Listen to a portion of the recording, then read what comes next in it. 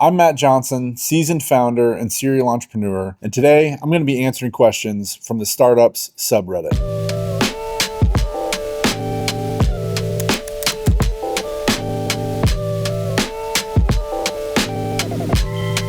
New York Rhymes asks, when one of the big AI companies beats you to launching a new product, how do you pivot? You don't. You die. Sorry.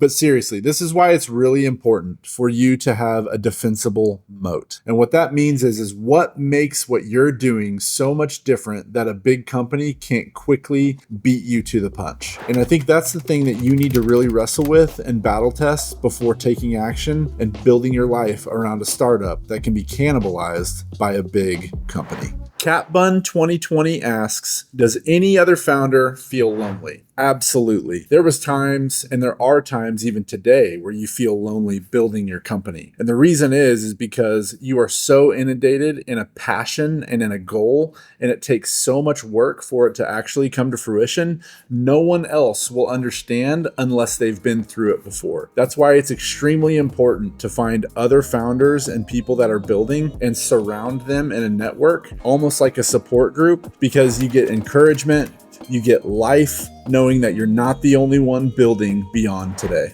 The Dividend Bug asks, what is a good way to validate your startup idea? There's lots of ways to do this. What I have found and have heard from fellow founders as one of the best ways is to go sell before you build. If you can meet in front of your customer, if you can meet with people who are going to be your target market, and you actually sell the product or sell the idea to that individual with a promise of delivering the product to that individual, and they buy it, that's the best way to validate your product. Lulu0925 asks, startup ecosystems and accelerators that charge a commitment fee to join, is this right? You know, I have never joined a startup or an accelerator. I've never paid someone else to actually get started on my idea. It works for some people. It probably is not something I will ever do. The reasons to do it is you gain channel, you gain a cohort effect. For instance, Y Combinator, they invest in a lot of the same types of businesses and businesses that help the vertical integration of the entire portfolio. This can be very beneficial for certain types of products, but for me, I'm a bootstrap founder. I love the game from 0 to 1 and 1 to 100. Frosty Telephone 747 asks, what's the difference between a startup and a small business? You know, the way I like to think about this is that a startup is very much pre-revenue. They are building a high growth company and they're primarily relying on equity to fund their business. A small business is a business that is established, they are turning a profit, and they rely on debt financing to grow their business. And these are two distinctions. And I think one of the ways that I look at a startup and a small business is a startup can grow into a high growth small business once they turn profitable, but a startup can stay a startup for a very long time as they're going through different funding rounds to get to a plan to achieve profitability. Shivansh Lanier asks, what do founders do after building their company and selling? I think this is a great question, and it looks totally different for a lot of different people given their circumstance. But for me and the majority of people that I know, the type of person it takes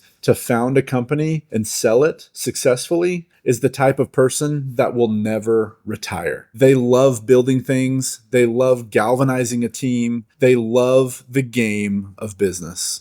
And I think this is an important characteristic and attribute to the best founders. If you're a founder because you want to make a ton of money and exit and retire and do nothing the rest of your life, you probably won't make it. Reporter Calm 6238 asks, making a customer wait over a month for a revised contract? Is this normal or poor execution? It totally depends on the comfortability of the founder. Some founders are okay with risk. Some aren't. I would venture to say that as a founder, to become successful, you always have to be okay with a certain level of risk in your business. No contract will completely eliminate you from any risk. If it's an early customer, and this is not legal advice, move fast, fix later. DoGuard221 asks, Question for founders at Series A. How did you get your initial design partners? I think this is an important question every founder should ask, and that is, how do I make the most of my runway and my investors' dollars? There's a lot of different ways to appropriate that spend. Sometimes you hire W-2 employees. Sometimes you hire contingent workers where they are coming in on a contractor or subcontractor level. And then sometimes you hire expert subject matter agencies that can take care of these needs for you to where you don't have to have a long-term spend in perpetuity. Pretty Boring asks, should I disclose that I'm working on a startup to my employer? I think what I love about this question is it shows that you are a person of integrity. And I think the most important way to answer this depends on your employee contract. Your employee contract will disclose what your employer expects of you as an employee of that organization. Some employers don't care, but you have to read the employee contract and make sure you honor what you signed up to do. Impossible asks, how do you really find the right people? This is a great question, and every founder should be asking it. So there's two ways you can do this. You can do it on your own. You can try to recruit people. You can go through the screening process, and you could potentially fail. Or you could shortcut all of that and work with a talent partner that does that day in, day out for multiple startups. Why Me asks, how do you vet and verify investors? I love that you're asking this question because it is crucial that investors that join your organization are bought into not only the return that they feel confident they're going to get, but they're bought into the mission and the impact the business is going to make in the market. I will say though, depending on the season of your funding round, it can be easy to do that or it can be difficult. If you're in desperate need of funding to survive as an organization, your ability to vet investors just isn't there, especially if you're needing the money to survive.